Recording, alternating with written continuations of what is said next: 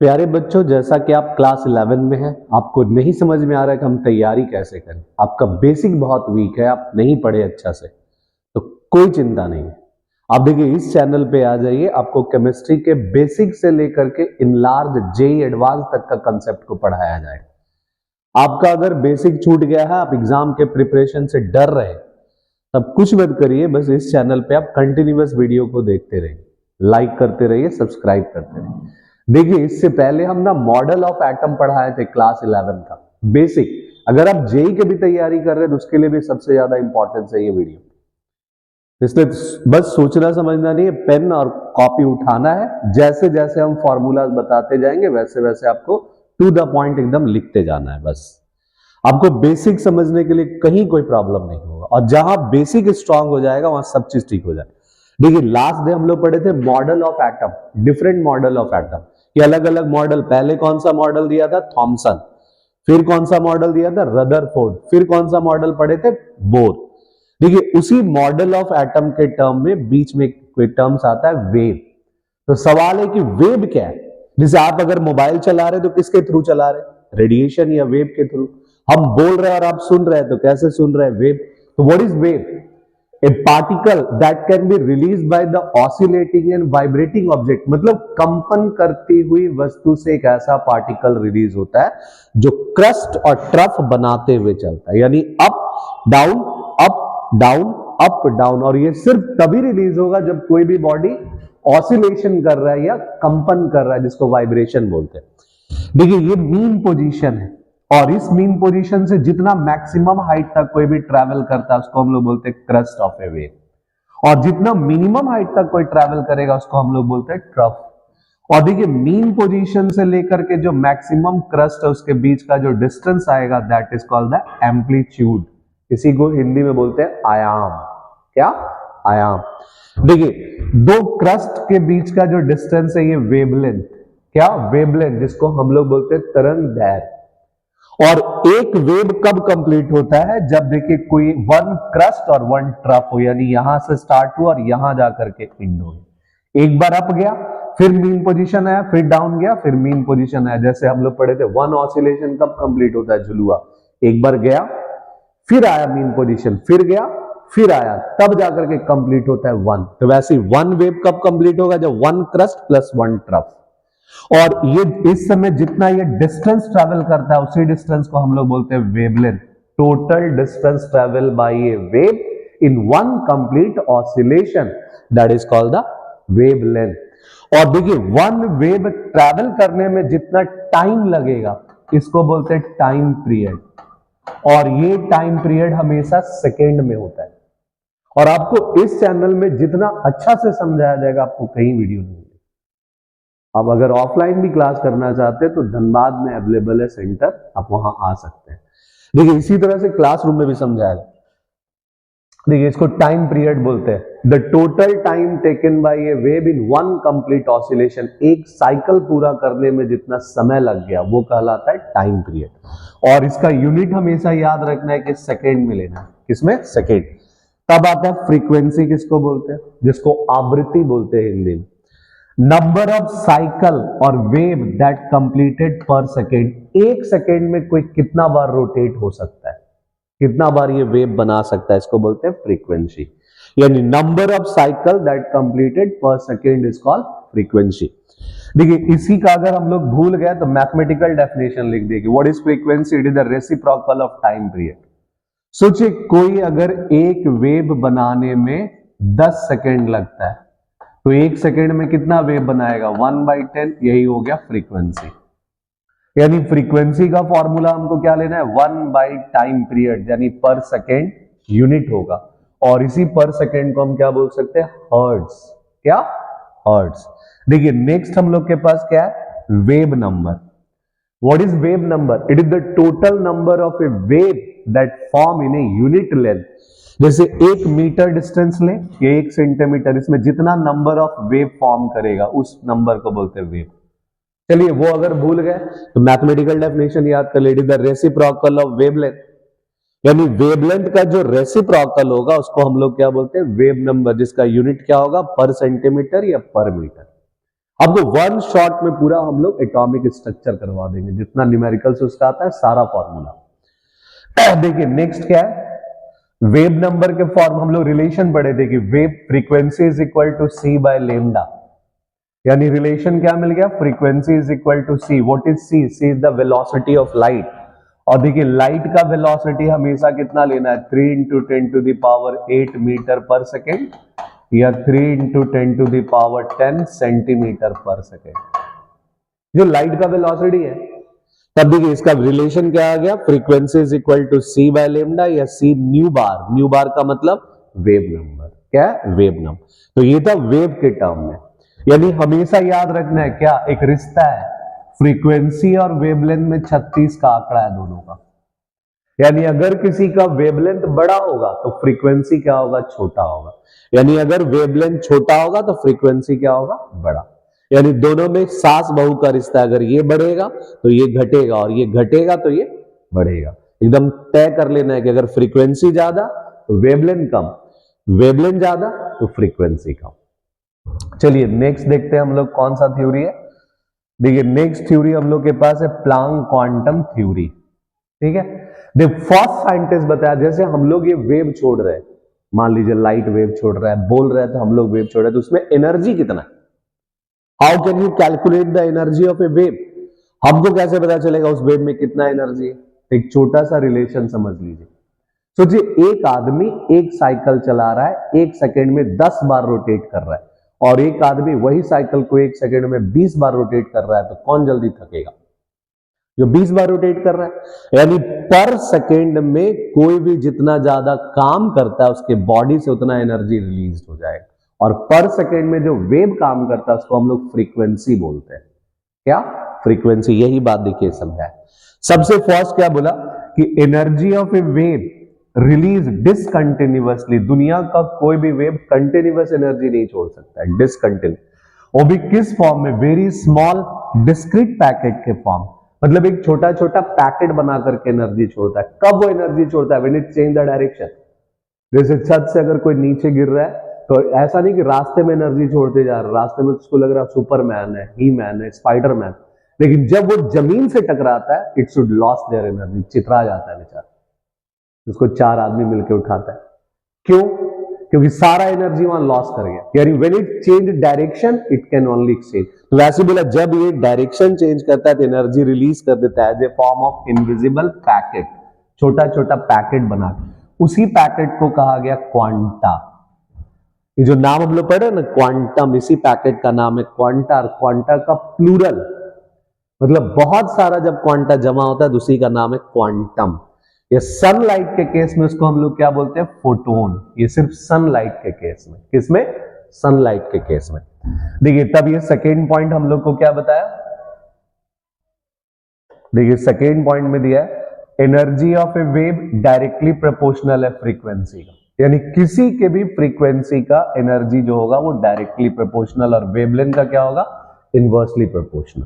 तब हम लिख सकते हैं E directly proportional to nu, E is equal to H. Nu एक कांस्टेंट बैठा दिए, जब हम प्रोपोर्शनलिटी साइन हटाते हैं तो एक कांस्टेंट बैठाते हैं H। What is H? अब हम लोग अपना कांस्टेंट तो बैठाएंगे नहीं, दिया कौन था? प्लैंक, तो नाम रख दिया H is equal to Planck constant. क्या नाम? Planck constant. कितना? 6.626 into 10 to the power -34 joule second.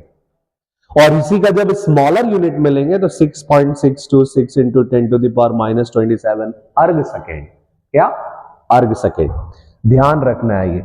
देखिए टोटल एनर्जी कितना एब्जॉर्ब करेंगे या कितना रिलीज करेंगे? It is the whole number of quanta या integral multiple of quanta. Integral multiple का मतलब n इंटू एच नहीं, जहां n का वैल्यू हम क्या ले सकते हैं? 1 2 3 4 5 इंफिनिटी तक, but it never be fraction. Fraction नहीं ले सकते, 1.5 2.5 नहीं ले सकते। अब इसी को याद करने के लिए हम क्लासरूम में कैसे ट्रिक सिखाते कि इमेजिन कर लीजिए कि n का वैल्यू लिफ्ट में जो बटन होता है वो। अब लिफ्ट में जब भी हम लोग बटन प्रेस करेंगे 1 2 3, यानी लिफ्ट मैन को बोलेंगे first floor, second floor, third floor, कभी नहीं बोल सकते 2.5 तल्ला ले चलिए, 3.5 तल्ला ले चलिए। तो सोच लीजिए लिफ्ट वाला दौड़ा के मारेगा। वैसे इट नेवर बी फ्रैक्शन। और अगर गलती से बोलेगा कि 1 मोल का फाइंड आउट करना है 1 मोल के लिए n का वैल्यू 1 नहीं लेना है, 6.022 into 10 to the power 23। 1 mole में वैल्यू कितना होता है? 6.022 into 10 to the power 23, which is called the Avogadro's number. क्या? Avogadro's number.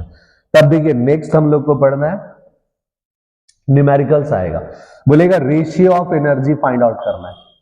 तो अभी हम लोग जस्ट पढ़े थे कि एनर्जी डायरेक्टली प्रोपोर्शनल है फ्रीक्वेंसी, तो E1 by E2 is equal to ν1 by ν2, यानी जो 1 ऊपर रखे वही 1 इधर नहीं रखना है आरएचएस में भी, अगर 2 नीचे रखे तो 2 को नीचे रखना है।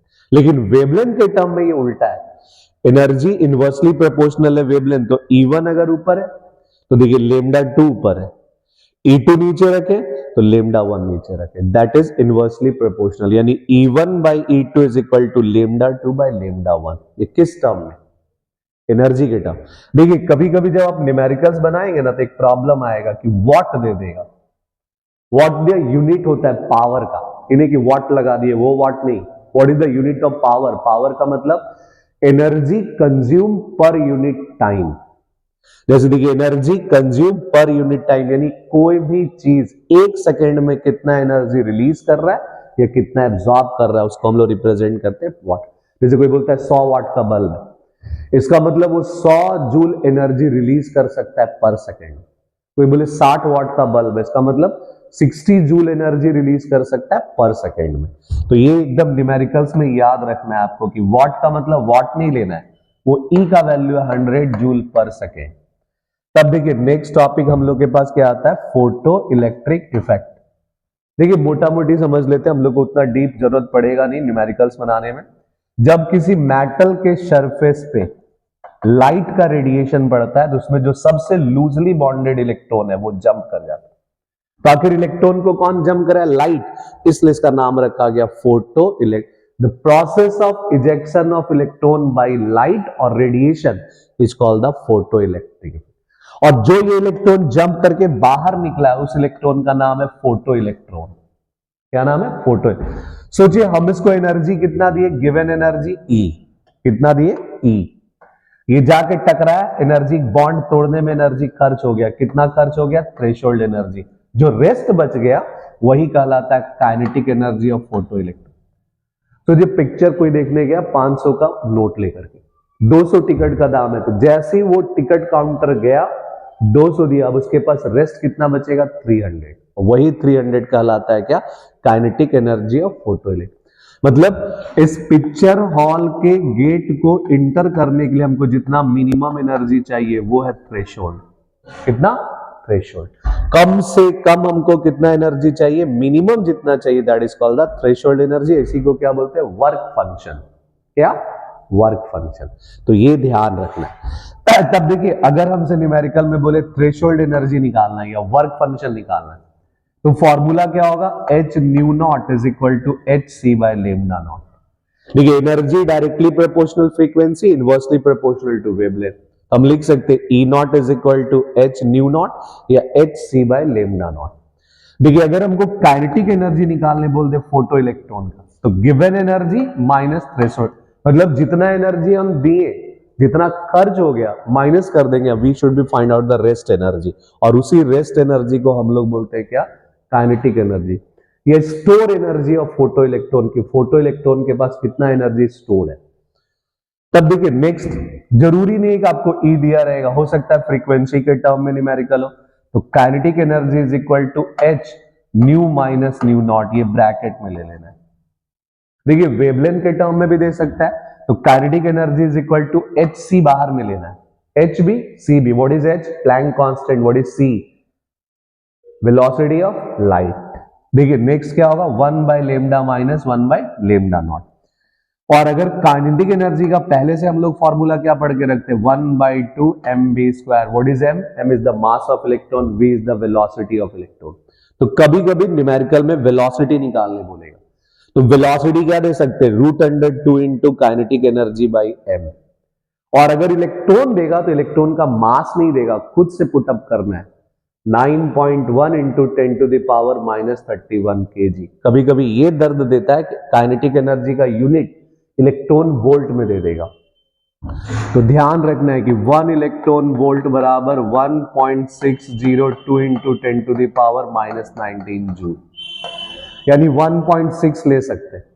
1 electron volt is equal to 1.6 into 10 to the power -19 joule, यानी इलेक्ट्रॉन वोल्ट से जूल में जाना है तो उतना मल्टीप्लाइड करना होगा। देखिए और दो बात याद रख सकते हैं ऑब्जेक्टिव के लिए।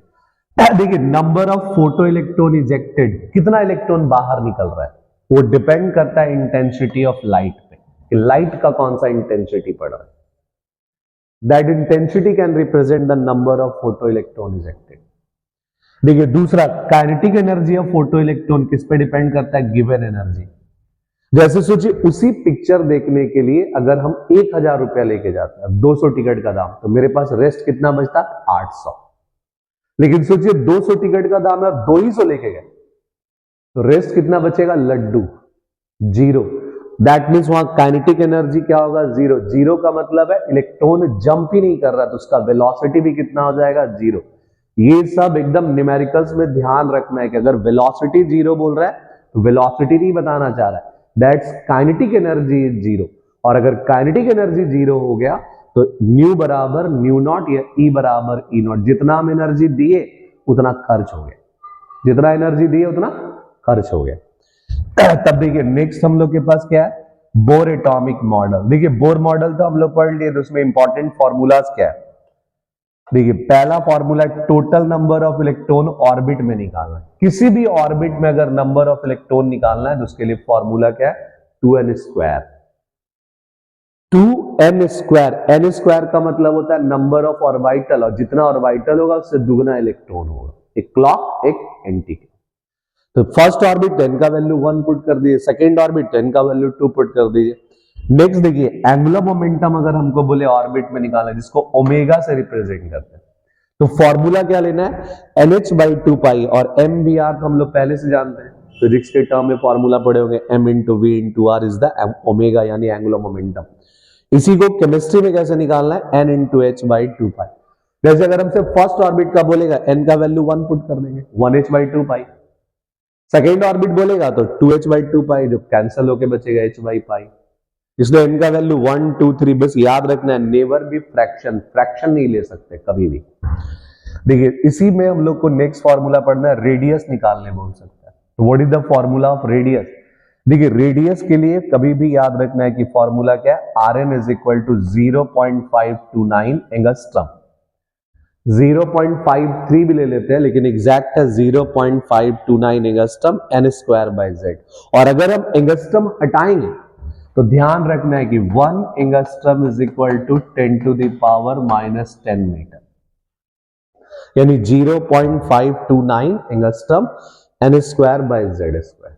क्या, n square by Z square. देखिए अगर हमको रेशियो निकालने बोल दिया, तब if you find out the ratio of radius of orbit, तब याद रखना है रेडियस डायरेक्टली प्रोपोर्शनल है number of mole, number of orbit के स्क्वायर, यानी radius of orbit directly proportional to n square. कुछ नहीं करना है, बस r1 by r2 is equal to n1 का स्क्वायर बाई n2 का स्क्वायर। जैसे हमको फर्स्ट ऑर्बिट से सेकंड ऑर्बिट का रेडियस निकालना है, तो 1 का स्क्वायर बाई 2 का स्क्वायर, यानी 1:4। तो जिस सेकंड ऑर्बिट से थर्ड ऑर्बिट का निकालना है, 2 का स्क्वायर बाई 3 का स्क्वायर, यानी 4:9। कुछ दिमाग ही ज्यादा नहीं लगाना है। देखिए तब ऐसा भी क्वेश्चन दे सकता है, डिस्टेंस बिटवीन टू ऑर्बिट, जैसे मान लीजिए ये न्यूक्लियस है, ये फर्स्ट ऑर्बिट है, ये सेकेंड ऑर्बिट और ये थर्ड ऑर्बिट। बोलेगा यहां से यहां तक का डिस्टेंस बताना। फर्स्ट, देखिए first orbit, second orbit, third orbit, ये डिस्टेंस हमको फाइंड आउट करने बोले। तो delta R is equal to R2 minus R1। R2 का मतलब यहां फाइनल ऑर्बिट और R1 मतलब इनिशियल। तो हम क्या कर सकते हैं, 0.529 कॉमन ले लेते, बचेगा n2 का स्क्वायर माइनस n1 का स्क्वायर। बस ये छोटा सा फॉर्मूला याद रख लीजिए, डेल्टा आर तुरंत फाइंड आउट हो जाएगा। और यहां n2 हमेशा बड़ा लेना है, n1 हमेशा छोटा लेना है, चाहे फर्स्ट ऑर्बिट से सेकेंड का निकालने बोले या सेकेंड ऑर्बिट से फर्स्ट का निकालने बोले, इससे कोई प्रॉब्लम नहीं, क्योंकि डिस्टेंस को नेगेटिव में हम यहां नहीं दिखा सकते। देखिए नेक्स्ट हम लोग के पास क्या फॉर्मूला है, एनर्जी को कैसे फाइंड आउट कर सकते हैं। देखिए एनर्जी के लिए फॉर्मूला याद रखना है, energy of electron in orbit -2.18 into 10⁻⁻18 Z square by N square joule पर एटम। यानी इलेक्ट्रॉनिक एनर्जी हमेशा नेगेटिव होता है क्योंकि इलेक्ट्रॉन को इनफाइनाइट ऑर्बिट से हम लोग खींच करके लाते गिवन ऑर्बिट के पास। तो हाइयर से अगर लोअर आएगा तो इट रिलीज एनर्जी तो कितना -2.18 into 10⁻⁻18 Z square by N square. ये फॉर्मूला है किसी भी ऑर्बिट में एनर्जी निकाल, किसमें जूल। लेकिन उसी को अगर इलेक्ट्रॉन वोल्ट में लाना है तो -13.6 into Z square by N square electron volt पर एटम। यही दो फॉर्मूला से मोस्टली आपको एनर्जी का न्यूमेरिकल मिलेगा। देखिए नेक्स्ट अगर हमको रेशियो ऑफ एनर्जी निकालने बोल दे तो एनर्जी इनवर्सली प्रोपोर्शनल है एन स्क्वायर और डायरेक्टली प्रोपोर्शनल है जेड स्क्वायर। यानी देखिए सेम एटम के लिए जब भी हमको निकालना होगा E1 by E2 divided by N2 by N1 का स्क्वायर लेना, उल्टा कर देना है बस। इनवर्सली प्रोपोर्शनल का मतलब है कि दोनों पटरी नहीं बैठ रहा है, सास बहू का रिश्ता है। इसका मतलब अगर 1 ऊपर इसका 1 नीचे, इसका 2 नीचे तो इसका 2 ऊपर। यानी अगर हमको फर्स्ट ऑर्बिट का एनर्जी सेकेंड ऑर्बिट से निकालने बोले तो 2 का स्क्वायर बाई 1 का स्क्वायर यानी 4:1। सो जी अगर हमको सेकेंड ऑर्बिट से थर्ड का निकालने बोले तो 3 का स्क्वायर बाई 2 का स्क्वायर यानी 9:4। तो छोटा सा ट्रिक है बस। देखिए कभी भी अगर बोले एनर्जी चेंज निकालना है, एनर्जी चेंज का मतलब है डेल्टा ई। जैसे फर्स्ट ऑर्बिट का इलेक्ट्रॉन को जंप करके थर्ड ऑर्बिट में ले जाना है, थर्ड ऑर्बिट का इलेक्ट्रॉन वापस आ गया फर्स्ट ऑर्बिट में, तो डेल्टा ई का फॉर्मूला है 2.18 इंटू 10⁻⁻18। ये 1 बाई N1 का स्क्वायर माइनस, यहां माइनस नहीं लगाना है पहले से क्योंकि यहां इंटरचेंज कर दिए, फाइनल माइनस इनिशियल की जगह हम लोग इनिशियल माइनस फाइनल। तब देखिए N1 का 1 बाई N1 का स्क्वायर माइनस 1 बाई N2 का square into Z square joule में। यही चीज अगर इलेक्ट्रॉन वोल्ट में बोले तो 13.6 1 बाई N1 का स्क्वायर माइनस 1 बाई N2 का square Z square electron volt पर एटम। किसमें? इलेक्ट्रॉन वोल्ट पर एटम। तब देखिए नेक्स्ट हम लोग के पास क्या पढ़ना है, रिडबर्ग फॉर्मूला। देखिए रिडबर्ग फॉर्मूला क्या लिखा, तो जो इलेक्ट्रॉन जब हायर ऑर्बिट से लोअर ऑर्बिट में जंप करता है, when it transition from higher orbit to lower orbit it release their energy as a form of wave। ये वेव के फॉर्म में एनर्जी छोड़ेगा। तो इस वेव का वेवलेंथ क्या होगा, वेव नंबर क्या होगा, डायरेक्ट तो छोड़ेगा। तो यही बस नाम रख दिया। देखिए फर्स्ट ऑर्बिट का नाम रख दिया लाइमन सीरीज और सेकेंड ऑर्बिट का क्या नाम रख दिया, बाल्मर सीरीज। थर्ड ऑर्बिट का नाम पास्चन, फोर्थ का नाम ब्रैकेट, फिफ्थ का नाम पी फंड। मतलब देखिए एल का मतलब हो गया लाइमन, बी का मतलब बाल्मर, पी का मतलब पास्चन, बी का मतलब ब्रैकेट, फिर पी का मतलब पी फंड और फिर हम्प्रे। ऐसे भी याद रख सकते हैं जैसे टीचर लोग को जब बहुत परेशान करते तो ले बीपी बीपी बढ़ गया हम्प्रे। मतलब Lyman Balmer Paschen Brackett Pfund. क्या? Lyman Balmer Paschen Brackett Pfund. और लाइमन कहां से स्टार्ट होता है, इनिशियल 1 से, बाल्मर 2 से, पास्चन 3 से, ब्रैकेट 4 से, पी फंड 5 से, फिर हम्प्रे 6 से। देखिए एक और चीज, जा कहां सकता है, तो जितना हम एनर्जी देंगे, जैसे किसी इलेक्ट्रॉन को हम ऊपर फेंकेंगे कितना दूर जाएगा, जितना हम उसको एनर्जी देंगे। तो वैसे कहां से वो हो सकता है, सेकेंड थर्ड फोर्थ कहीं भी जा सकता है। अब एक और याद रखना है कि लाइमन से इलेक्ट्रॉन कौन जंप करा सकता है, सब नहीं। ये एकदम याद रखना है, छोटा सा trick, Bablu. The reason by which electron can be transition, जैसे बाल्मर सीरीज के लिए विजिबल, बाल्मर सीरीज से सिर्फ कौन जंपिंग करा सकता है, विजिबल। लाइमन के लिए अल्ट्रावायलेट। क्या बोले, बाल्मर के लिए विजिबल, लाइमन के लिए अल्ट्रावायलेट, बाकी सब इंफ्रारेड। क्या? इंफ्रारेड। तो जब पूछे कि लाइमन से कौन जंप करा सकता है इलेक्ट्रॉन, तो अल्ट्रावायलेट। बाल्मर से कौन जंप करा सकता है, विजिबल, बाकी सब के लिए इंट्रावायलेट। तो याद रखना है ये बबलू, इसका मतलब बबलू मतलब कोई दोस्त नहीं है आपका। देखिए नेक्स्ट हमको क्या पढ़ना है कि हमको वेव नंबर निकालना है। तो 1, ये रिडबर्ग फॉर्मूला से 1 by lambda is equal to wave number R H 1 by N1 square minus 1 by N2 square into Z square. देखिए अगर हमको वेवलेंथ निकालना है तो ये पार्ट नहीं दिखाएंगे, और अगर हमको वेव नंबर निकालना है तो ये दिखाएंगे, ये हटा देंगे। यानी 1 by lambda is equal to R H 1 by N1 square minus 1 by N2 square divided by Z square. और अगर हमको वेव नंबर निकालना है तो wave number is equal to R H 1 by N1 square minus 1 by N2 square into Z square. देखिए n1 क्या initial orbit, n2 क्या final. n1 हमेशा छोटा लेना है, n2 हमेशा बड़ा लेना है, इसमें एकदम फिक्स है। और व्हाट इज आर एच, अब ये कांस्टेंट दिया तो रेडबर्ग ही दिया है, तो it's name is Rydberg constant. क्या नाम है? रेडबर्ग। देखिए जिसका वैल्यू याद रखना है 1.1 इंटू 10⁻⁷ मीटर में, किसमें? मीटर में। और अगर सेंटीमीटर में आ गया तो 109677, यानी 109677। उससे भी इजी हिंदी में याद कर सकते हैं, 109,677। क्या? 109,677 सेंटीमीटर में। सेंटीमीटर कब लेना है? जब हमको वेव नंबर निकालने बोलेगा। वेवलेंथ कब लेना है? जब हमको मीटर में निकालने बोलेगा। तो एकदम ब्रेन में बैठा लेना ये सब बात। चलिए देखिए कुछ और है जो इंपॉर्टेंट हम लोग को जरूरत पड़ेगा न्यूमेरिकल के टाइम में।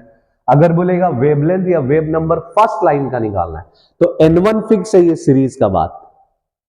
लाइमन के लिए 1, बाल्मर के लिए 2, पास्चन के लिए 3, ब्रैकेट के लिए 4, पीफंड के लिए 5।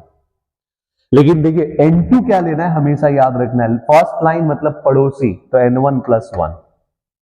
सेकेंड लाइन यानी n1 प्लस 2।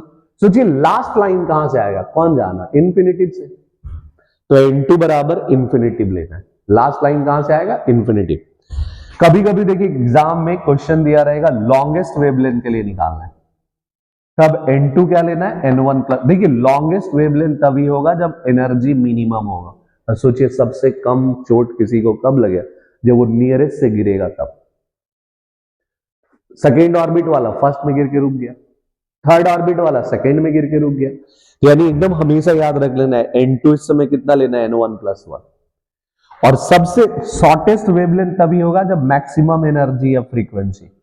सबसे ज्यादा चोट कब लगेगा? जब वो इनफाइनाइट सबसे मैक्सिमम हाइट से गिरेगा नीचे, क्योंकि एनर्जी ज्यादा है तो वेवलेंथ क्या होगा? छोटा होगा। ध्यान रखना ही। तब देखिए लास्ट हम लोग को क्या बचा कि what is the limitation of bore atomic model. Bore क्या क्या गलती कर गया?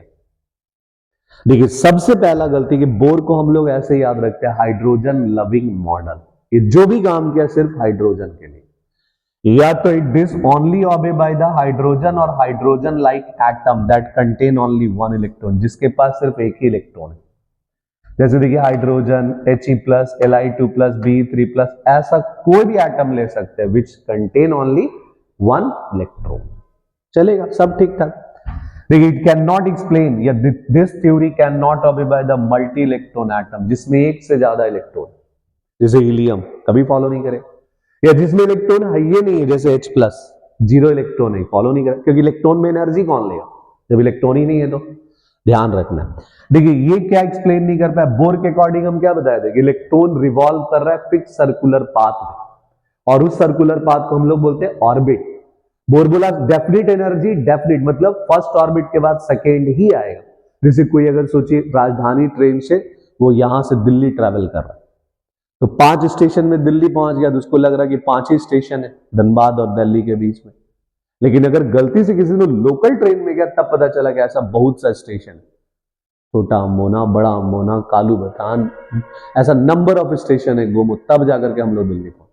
तो वैसे समझिए यहां है कि जब स्प्लिटिंग हो गया, व्हेन इट स्प्लिटेड, तब पता चला कि दो ऑर्बिट के बीच में भी छोटा छोटा सब एनर्जी लेवल, यानी there is a 2 different energy level 2 orbit के बीच।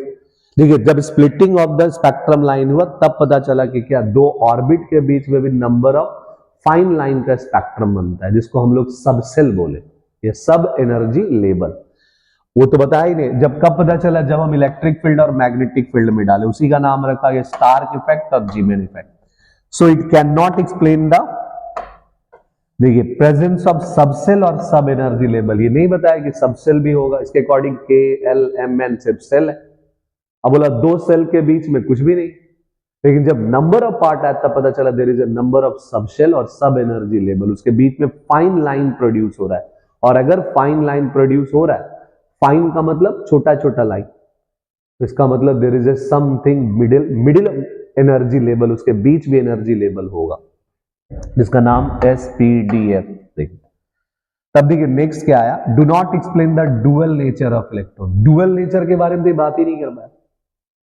बोला देखिए it can not explain the de Broglie, Heisenberg और सबसे important 3 dimension model of atom, हम उससे एग्जैक्ट पोजीशन ऑफ इलेक्ट्रॉन पूछे थे, वो हमको रेडियस बता दिया, एनर्जी बता दिया, वेलोसिटी बता दिया, सब एक्सप्लेन कर दिया, but it can not explain exact position of electron. देखिए वेलोसिटी भी बता दिया, वेलोसिटी के लिए अगर हम लोग बात करें तो उसके लिए भी फॉर्मूला दे दिया है। वेलोसिटी अगर हमको फाइंड आउट करना है तो वेलोसिटी का फॉर्मूला दिया 2.188 into 10⁶ Z/n metre per second. Velocity of electron in orbit, किसी भी ऑर्बिट में हम वेलोसिटी निकाल सकते, तो सब चीज बता दिया, but it can not explain the exact position of electron, dual nature of electron.